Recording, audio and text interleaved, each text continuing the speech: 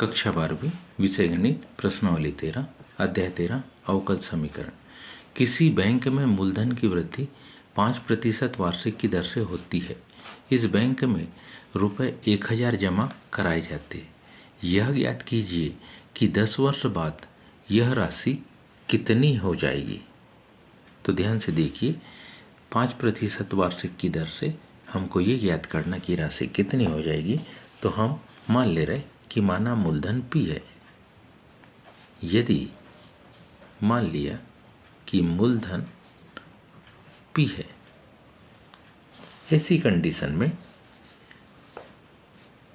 dP बटे dt t समय के सापेक्ष मूलधन में जो परिवर्तन होगा वो होगा 5/100, R की जगह 5 इंटू P। तो ये dP बटे dt बराबरी से 5 से 100 कट जाएगा, तो क्या जाएगा P बटे 20। dP के बटे में P, dt को हम इधर ले जाएंगे। तो इसकी कंडीशन कुछ इस प्रकार से बनेगी, dP बटे P बराबरी से dt बटे 20। दोनों पक्षों का क्या समाकलन लेने पर, जब समाकलन लेंगे तो dP बटे P बराबरी से 1/20 इंटीग्रेशन dt। dP बटे P क्या वैल्यू होगी, log P बराबरी से 1/20t धन C। अब हम जानते हैं इस C की वैल्यू को निकालने के लिए, क्योंकि t बराबरी से 0 पर प्रारंभिक समय में, यानी जिस समय वो राशि जमा करता वो प्रारंभिक समय हुआ, और कितने उसने जमा किए थे 10,000 रुपये, 1000 रुपये। P बराबरी से 1000 कहाँ रखेंगे हम इस मान को, समीकरण 1 में रखने पर C की वैल्यू आएगी log P यानी कि log 1000 बराबरी से 1/20 गुणित 0 धन C। ये तो पूरा शून्य हो गया, तो C की वैल्यू क्या आ गई, log 1000। C की वैल्यू हमारे पास आ गई log 1000। इस वैल्यू को समीकरण 1 में रख देंगे। समीकरण 1 में C का मान रखने पर,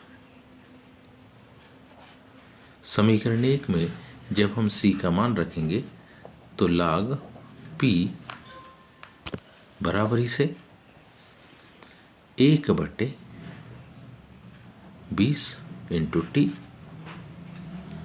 धन log 1000। ये log 1000 दाहिनी ओर से बाईं तरफ आएंगे तो मान होगा log P ऋण log 1000 बराबरी से t/20 भी लिख सकते हैं हम।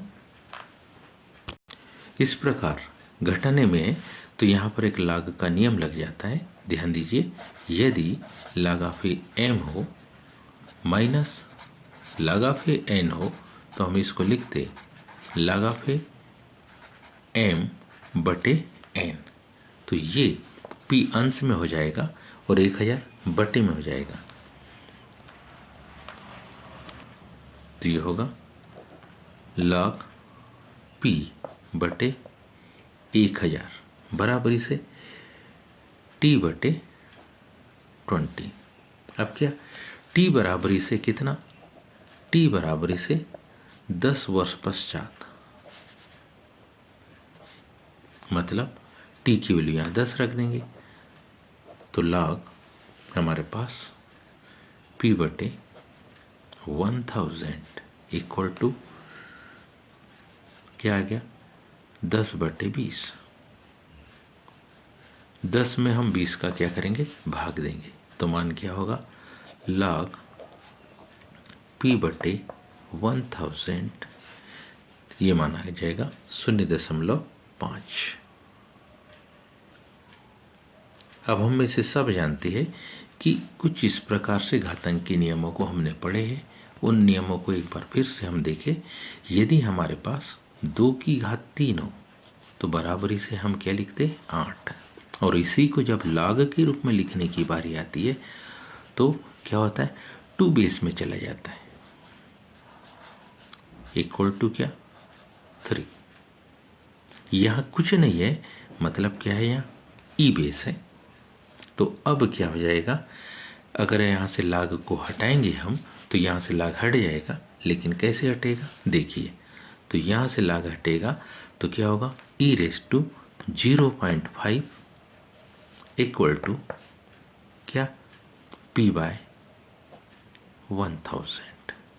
बिल्कुल इस नियम के ऊपर आधारित था। अब क्या करेंगे, तिर्यक गुणा करेंगे। जब तिर्यक गुणा करेंगे तो क्या वैल्यू आएगी, वैल्यू आएगी p बराबरी से 1000 इंटू e⁻⁵। हमारे पास में यहाँ 0.5 e⁻⁵ की वैल्यू है 1.648। इस मान को रख देंगे। तो इस मान को जैसे ही रखते p बराबरी से 1000 गुणित 1.648, 3 अंकों के आगे दशमलव पहुंच जाएगा। तो हमारे पास जो p बराबरी से होगा कितना रुपए 1648। तो हम कह सकते 10 वर्ष में, अतः कितने वर्ष में, अतः 10 वर्ष में रुपए 1000 कितने रुपए 1648 हो जाएंगे। अगर दर कितनी हो 5% की, उस कंडीशन में ये राशि होगी। उम्मीद है आप सबको ये समझ में आया होगा। आज के लिए इतना ही। शेष का धन्यवाद।